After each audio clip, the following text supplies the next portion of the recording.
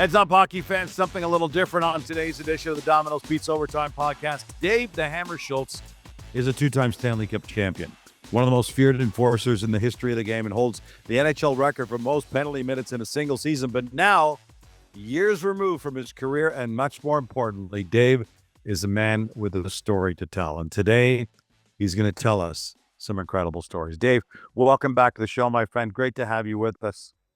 Thank you very much. Yeah, my pleasure. Dave, the book is called, it's a memoir, and it's called Hammered, The Fight for My Life. We're going to get into some of the stories that you tell on that in a moment, and some of those stories are pretty incredible. But first off, why the book and why now? Well, if it's not now, it'll never happen. I just felt that I had to, I was thinking about this for a couple of years, that I had to, I guess in a way, it was for me. I needed to have a better understanding of what the hell I did, how I played, how I changed, how all those things, and I took, it was 3 years in the making, and I had a great writer in Dan Robson, and I figured out, not that I can explain it very well, what happened to me.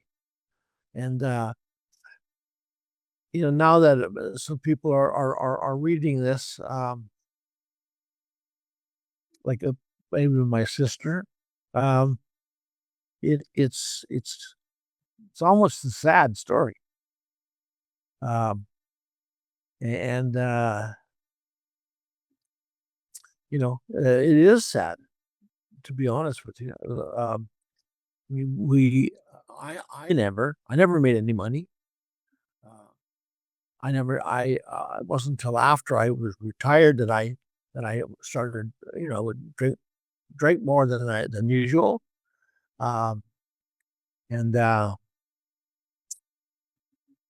Anyway, there wasn't, there was a couple of Stanley Cups, and, there was a lot of nice things, good things, but, I don't know. I guess a lot of it was not good. Yeah. You had the interesting quote, Dave, where you said, it's odd how someone who so many people seem to know can feel so alone, but that's often the reality for an aged sport icon. I'm a hockey card in a dusty box, a collectible pullout from a newspaper. I'm a name twice carved in the Stanley Cup. I'm a trivia question, a cartoon character. Now I'm a memory. It sounds like this whole journey of you putting your memoir together kind of brought out a lot of memories for you and a lot of feelings for you. Is that fair to say? Yes. Yeah. No question. And again, I'll go back to, the one thing that I wanted to understand is how did I change from, again, just growing up on a 500-acre farm or whatever in northern Saskatchewan, to a couple little towns, and I was a pretty shy kid, and I certainly didn't like anything that was rough, and so that transformation. How did I do that? I kind of figured it out, and again, I'm not sure I can explain it, but and then I actually probably, because of my lack of what's the word I want to use, lack of confidence, I got carried away with it.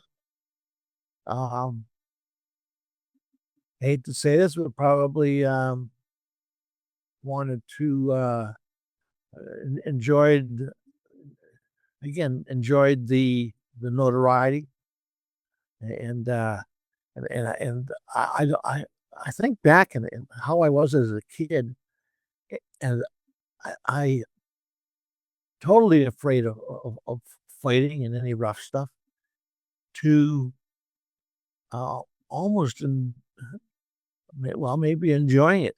I enjoyed the notoriety, no question, I guess. And that lack of anyway. So it's just crazy, and I never could understand how I was interpreted by others, particularly my own team, and I didn't understand that. Yeah. And some of the guys that expressed some some verbs in the book. I would have never thought that.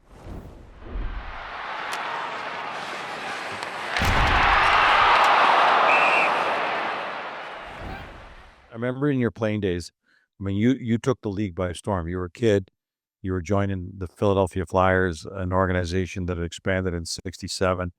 And in '74, you guys were the talk of the game because, you were the Broad Street Bullies. You were right in the middle of that.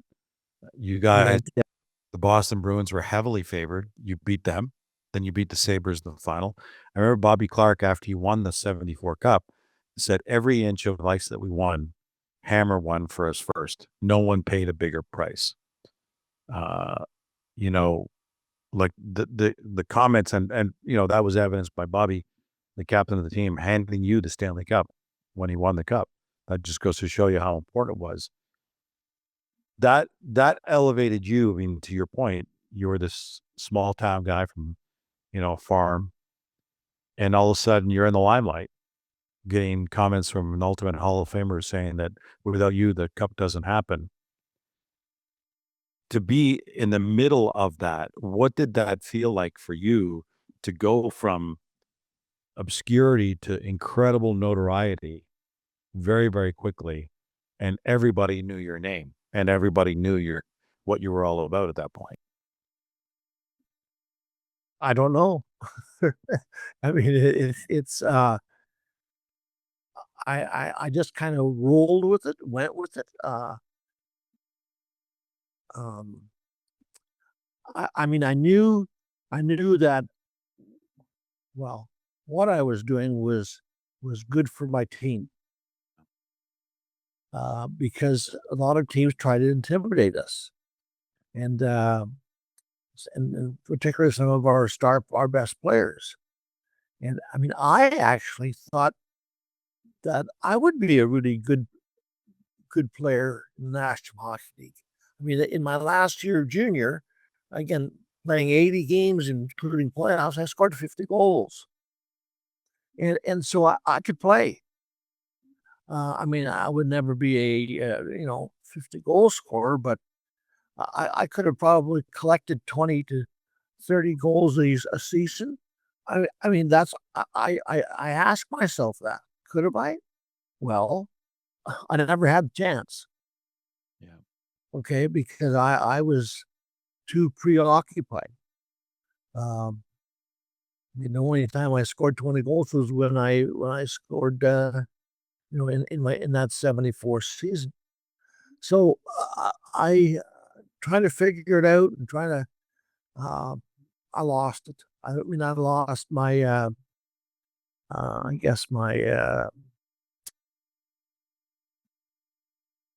what was right and wrong, or what, you know, keep doing what I'm doing. We were winning. Uh, yeah, I collected a lot of penalty minutes, but most of those penalty minutes were misconducts. Yeah. Yeah.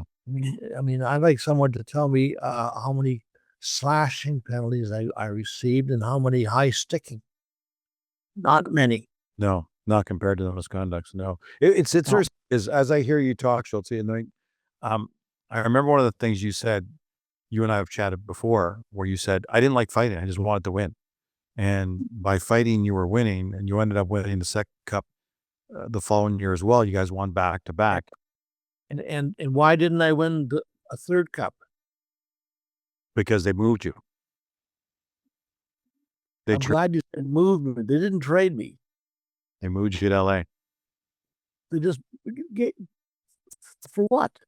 Yeah. They miscalculated Dave Schultz. Yeah. miscalculated me. The effect and the way I played, um, the talent I had, and um, the wanting to be a part of the team and to help my teammates. They miscalculated that. In fact, Ed Snyder, a couple years, I'm not quite sure how much, a year or 2 years later, told Keith Allen, get Schultz back. Yeah. Yeah. And Keith Allen just ignored it. Yeah. Obviously. And that's what really hurts me. I mean, the fact that they would even. Did you feel used in all that, Schultz? Did you feel like they used me for what they needed? They got their 2 Stanley Cups. All of a sudden, they didn't feel like they needed me anymore, and I was gone. No, I don't. I didn't look at it that way. I don't think that's how Keith Allen would have thought. I mean, to the fact that almost penalty minutes were up there, and when was I going to not take as many penalties? Was I going to hurt the team? Well, that never happened. Well, because I got traded. Not well. See, I hate that. I didn't get traded. For two draft choices. Yeah. I mean, what? I mean, it that really gets me, that whole thing, and I mean, there had to be others that felt the same way, not just Keith Allen. Why? What was I doing to the team to hurt it? Yeah. You mentioned it's easy for me to say. I can say we'd have won another cup or two. Yeah. If I was still there. I mean, you could deny that. Yeah. But you mentioned that whole move of getting out of Philadelphia really broke your heart. And you had mentioned that you were it ruined my life. It ruined my. I mean, it ruined my life. I had maybe about $80,000 in the bank when I got moved, and I had $80,000 in the bank when I left. Okay, I mean, I bought 3 houses. I went to L.A., Pittsburgh, and Buffalo, and I mean, I certainly never lost money by gambling or drugs or anything like that. Not even close. Yeah. And so it ruined my life. It really did. It ruined my. Well, I started drinking after, so you have to take the blame there, I guess. I got divorced. My poor kids. I mean, they never experienced what these players today experienced in life. I mean, that's money isn't everything, but it sure helps. Yeah. And yeah, it's. I mean, I'm almost ready for where, and it's. Anyway, that's not really the reason I wrote the book, but I it's part of it. I wanted to maybe help someone who was going through, or had something similar or whatever in their careers or in life.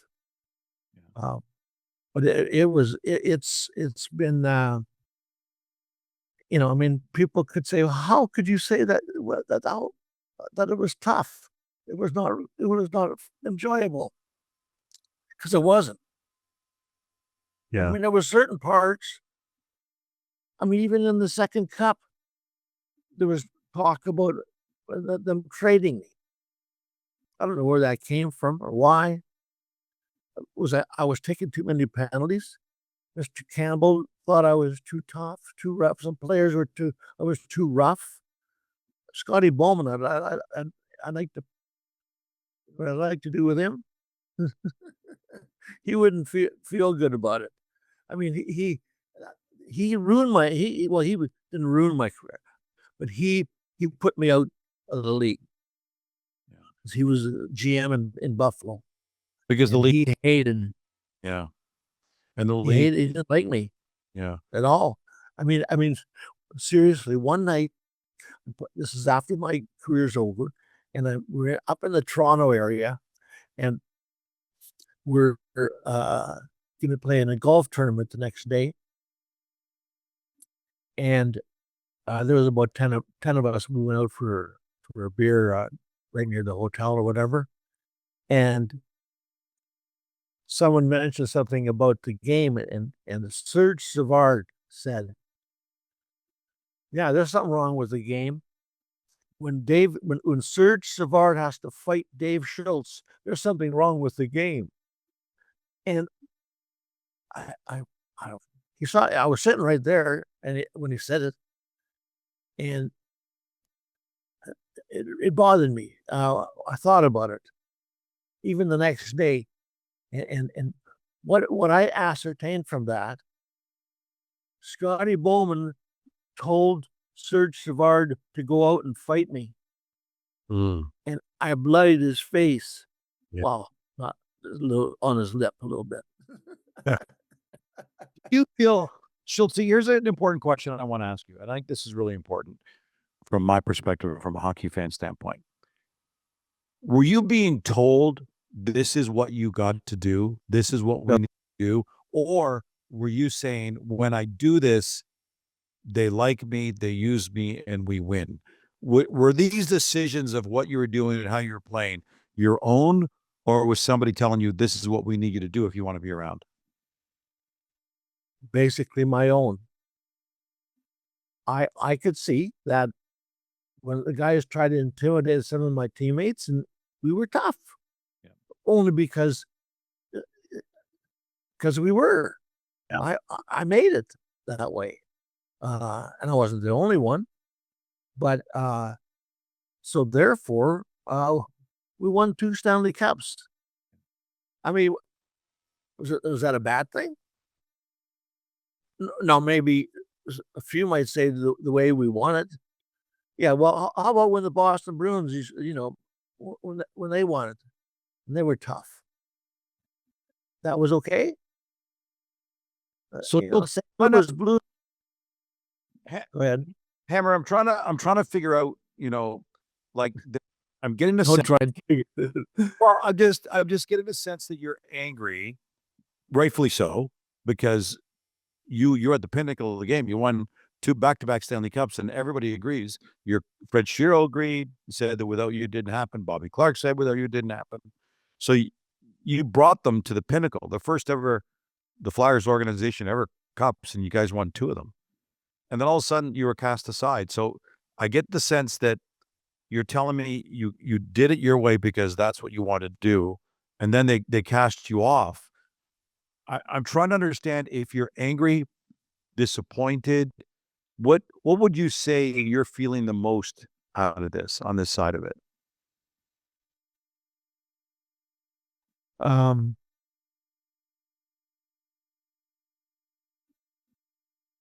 Well, if you ask, if I had to do it all over again, would I do it the same way? Great question.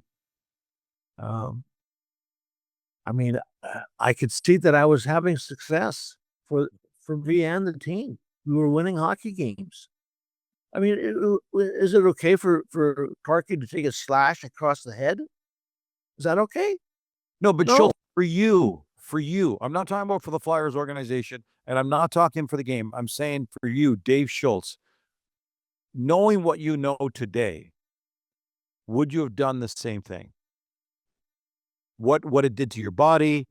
We all kind of damaged. Nothing to my body. Okay, I mean, I walk. I don't walk very well because I have neuropathy, because I'm a diabetic, adult onset, and so I have neuropathy, and my feet are getting numb. Yeah. Like my brain. Anyway, saying that, okay, I don't want to make light of this because you're laughing, you're saying your brain, but Schultz, we all know that what happens to a guy's brain after you get pounded the way you did. You did a lot of pounding, but you took a lot of physical abuse. Knowing about the medical side of these things and the ramifications of it, Would you do it again? Oh, boy, that's I don't have to answer that question, do I? No, totally. I meant to say that, I don't have to answer it. I mean, why answer it? I mean, I suppose the answer should be no. I wouldn't do it that way, uh, and take it to the extent that I did. Um, again, I didn't make any money at it, and again, that was just the start of. I mean, by the time I was done, the guys are making $1 million a year, uh, and I was making 100,000. Uh, again, it really increased substantially. Yeah. Right after that. So, but there are times that I try to answer that question. I feel again, maybe my drinking, and again, I drank every day, when I was done the game, and I have, I hate to say it, but my sons are. I have 2 sons, and they're not that proud of that. I mean, they I guess they were too young to see me play. Yep. Um, but, I had the most wonderful wife in the world, and Rosetown, Saskatchewan, and, I lost that, and for that alone, I regret. For that alone, um, she must she never saw me play the last 6 years of before we got married. She was in Rosetown at college, uh, Saskatoon, and when we got to Philadelphia and she was watching me play, she's probably going like, "What happened to him?" Because she didn't know. She had no idea because I was in the minor leagues and there's no coverage there, and so she had no idea that for 6 years in the minor leagues, well, it wasn't 6 years, uh, it was 3 years, right? Yep. Great. Yep. Right, in the American Hockey League and East Coast Hockey League. Hey, hockey fans, Domino's Pizza has game night covered. Mix and match any 2 or more of your favorites for only $8.99 each. Choose from millions of delicious combinations and get any medium 2-topping pizzas, oven-baked breads, cheesy pastas, desserts, and more. With Domino's Mix and Match, everyone gets what they're craving. Order now online at domino's.ca or on the app. You mentioned when you finished playing that's when you really turned to drinking. You mentioned in your book that the loneliness was a hard thing to battle through, and Yeah, another thing that I've thought about is it wasn't like, and that's why I'm serious. Ed Snyder, Mr. Snyder, a lovely man, who was the only reason that I'm in the Flyers Hall of Fame. The only reason, okay? Because he said so. He's going to go into the Flyers Hall of Fame, and he mentioned that when he to tell Keith Allen to get me back. That he wanted me to finish out my career with the Philadelphia Flyers. Logical. And Keith Allen didn't do it. Why? I mean, one of the reasons is that they thought Paul Holmgren was going to do the job, and he did. He did. I mean, he was a good player, and of course, then he went on to coach and GM and all kinds of things. But he had a great career.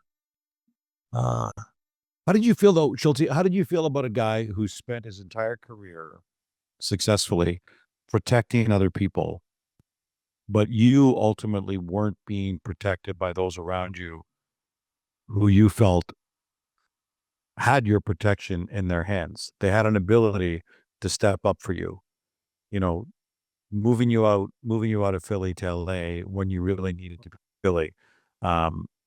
You know, your battle with alcohol that you went through, that, as you But said, that was years after I was done playing. You know, I wasn't drinking, you know, no more than that. Yeah, I go to the after game for a few beer on the road or whatever. But um, um, where were we? just wondering how you felt. No, I was just wondering how you felt that, you know, in the time, I mean, you mentioned your book, Hitting Rock Bottom. What did that look like, and who was there for you when you hit rock, when you were there for everybody else when they needed you? That's what I was going to mention. I'm sorry. No, not at all, pal. Is that when I got traded 3 times in 4 years, okay, and I retired with the Buffalo Sabres. I actually lived there for 2 years after in Buffalo till I moved back to the Philadelphia area. Who was there? Nobody was there for me. You know, when I came back to Philly 2 years later after I retired, yeah, there was Rick McLeish, um, and Bob Kelly in particular. Well, Rick too, but Rick was, you know, having his own problems. Yeah. And you know, there was all those guys, Selesky, Kinderchuk, I mean, Lonsberry. They were, but you know, they were some disappeared and some, you know, I didn't have those guys. Yeah. I was always, You feel abandoned at that point? you know, I don't know. I don't know if I, you know, well, I don't know. I don't know how to answer that. When was the point you realized something's got to change? 3 years ago.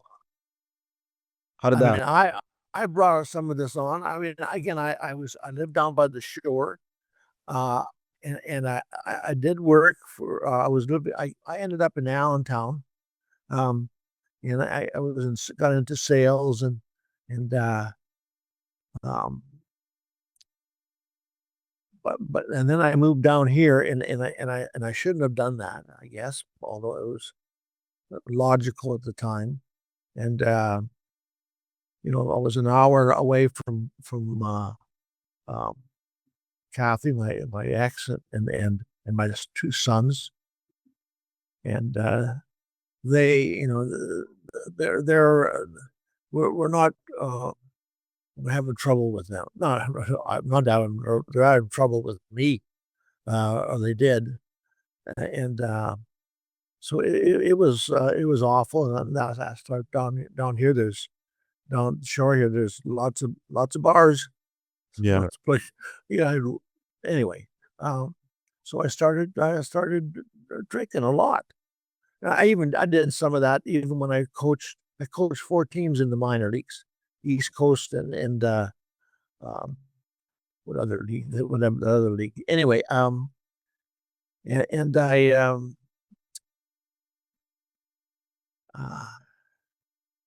I was alone. Yeah. It was, you know, I left, I ran a hockey rink, in the Philadelphia burbs, uh, the stadium, and, I love that. I should have stayed there. Yeah. There a time where something's got to change?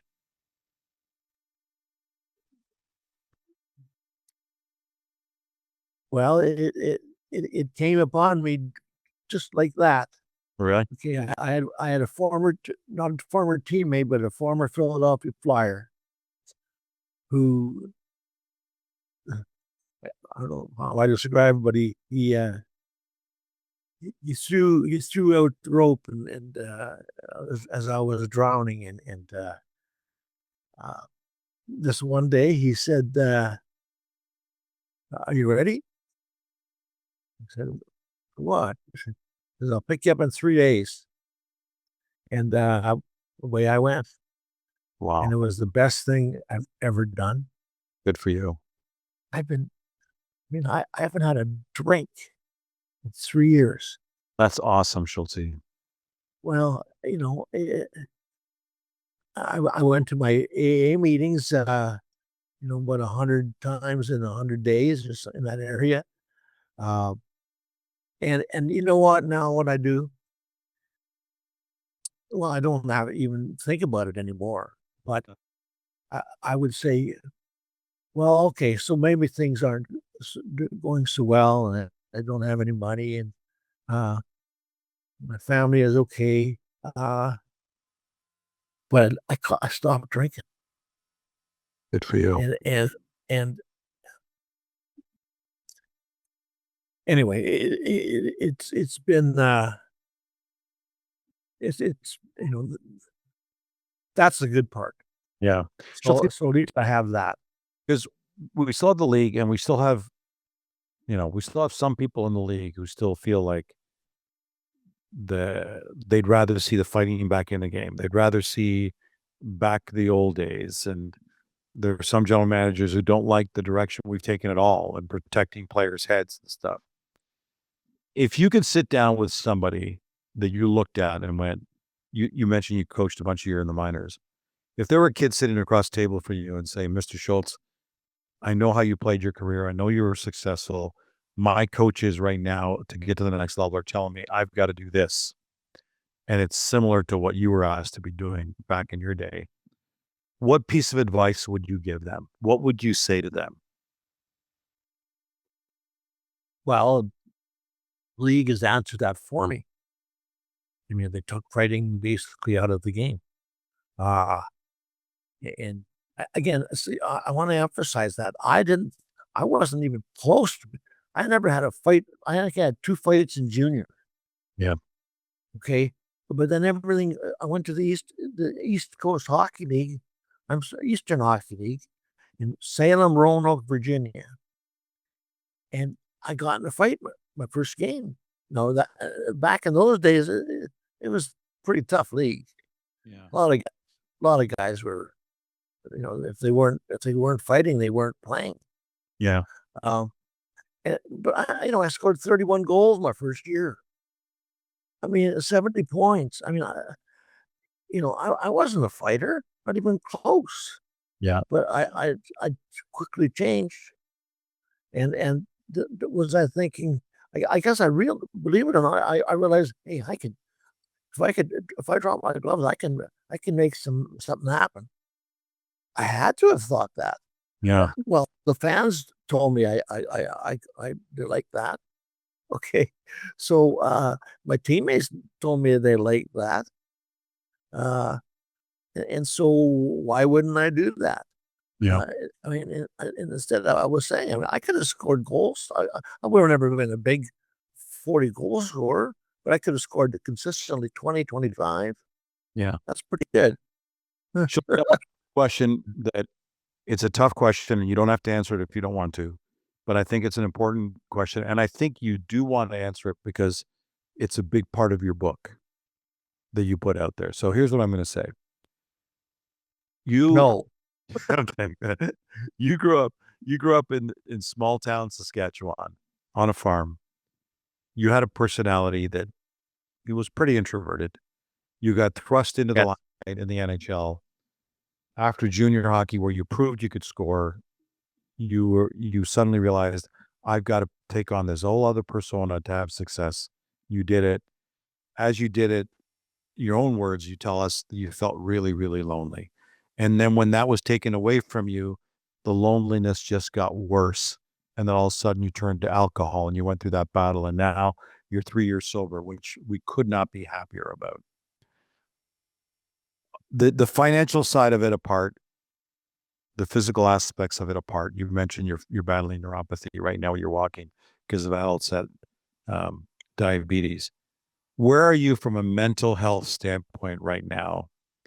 How are you doing from an emotional standpoint right now? I'm going to say okay. I'm going to say that if I'm busy, like the last 3 years, I've been putting together my memoirs. Yeah. And you wouldn't believe, a lot of things have happened in my life. Yeah. I have a lot of thoughts. I have books and books of binders with notes that I wrote. Watching Hallmark movies are my favorite. If I watching a movie or any type of show, and I think of something that applied to me or whatever, I write it down. Yeah. I could write another one. Yeah. Okay. And again, what I really need to do is to, which I tried to do. I don't know how successful, at least at this point, um, to help others. Yeah. To help. I mean, maybe I think about this almost on a daily basis. Think about some of the guys on the Flyers. Yeah. Well, they're all wealthy. They can't. I mean, they can't get nothing from me. I got money, millions. I'm not saying they don't have other problems and other issues that hopefully they can relate to anything similar for me. Yeah. Because I and that makes me even sadder because I was hoping that my sons would understand, and they maybe that's crazy anyway. But I had Dan Robson. Yeah. What a writer! Yeah. He could put. Again, we talked for 3 years, Yeah. not every day, but it was interesting. We had a couple. We'd have let's say it was our time, of the week to spend some time, and I'd come kind of like bursting in. Because I were making notes and of different ideas and thoughts, and he took them down. Yeah. He understood. I mean, he wrote them down, and again, I don't know. I even if I read the book over again, would I understand what he was thinking, and but did he accomplish what I wanted? Yeah. I mean, I have never in my life been called a farm boy. Like a tough farm kid. I mean, I was only, well, I was in grade 3, 9 years old, 8 or 9, when we moved back to Waldheim, and I'm actually going to Waldheim. It's a half hour north of Saskatoon. I'm going to speak. They were looking to put a sign outside of Waldheim that I used to be there. I had a picture taken when I was last summer at their new rink, and I got a picture taken. Me standing in the penalty box. So the Waldheim is my it's where I grew up. I loved that town. There was 5 churches, no bars. Mm. I went to Redbury Bible Camp. It's been a journey. Got saved. In Bible camp, I was probably 7 or 8. Yeah. So I because my grandparents They were Mennonite Brethren. And that whole town is very religious, or it was. And so anyway, so I'm going to go back there. And again, my problem is most of the people, a lot of people who were even my age then are no longer with us. Well, hopefully, my friend, the people who are there today will pick up your book. And Yeah. Dave, I cannot tell you how much you and I had a conversation 2 years ago where we spoke mostly about your career and the beginning of your new journey. Now you're 3 years into this new journey. Really glad for you, buddy, that you've got a target, you've got a goal. And thank you so much for sharing all of your stories. I mean, the book, again, a reminder to our viewers and listeners, the book is Dave Schultz's memoirs, Hammered: The Fight for My Life. It's available right across Canada, the United States, Amazon, major bookstores. It's all over the place. Get a copy of it. Loaded with some incredible stories. My friend, I'm sorry you're battling through the health issues that you are right now, but just so happy for you that you're challenging this on head on, that you're 3 years sober now and you're well on your journey, and that you're willing to share all those stories with us. And maybe, to your point, someone reads this book, someone hears the story, and avoids some of the things that you had to go through. Thank you so much for all of this, Dave. I look forward to maybe speaking to different groups around America, in the future too. But again, I'm not I went from I could have swore I was 63 the other day. Now I'm 76. That's not good. Anyway, I really enjoyed our conversation. Thank you, David. Be well, my friend. Thank you, sir.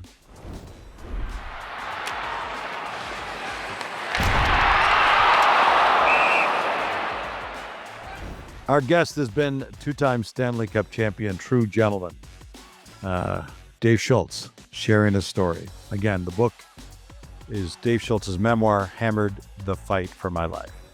The Overtime Podcast is proudly presented by Domino's Pizza. Hey, hockey fans, Domino's Pizza has game night covered. Mix and match any 2 or more of your favorites for only $8.99 each. With Domino's Mix and Match, everyone gets what they're craving. Order now online at dominos.ca or on the app. Hey, if you missed any parts of the show, don't worry. Visit our website at overtimepodcast.ca. The Domino's Pizza Overtime Podcast can be found on Spotify, iTunes Podcasts, or any of your favorite podcast platforms.